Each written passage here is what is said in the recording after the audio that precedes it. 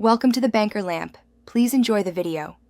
Open Word and create a document from a template or blank. You want structure immediately. You set page size, margins, and orientation in layout so content fits your output.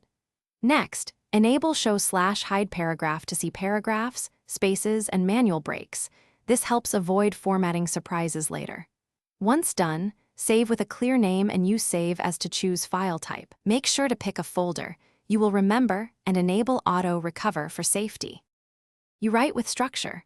Apply styles for headings and normal for body text so Word manages spacing and numbering. When inserting images, add captions and choose text wrap with layout options to flow around visuals. This prevents layout shifts when editing. For academic or long reports, use references to insert citations, footnotes, and generate a table of contents automatically. Once content is placed, use Find and Replace for bulk edits and Format Painter to copy styles quickly across the document. You finish by running spelling and grammar and using Read Aloud to catch tone or awkward phrasing.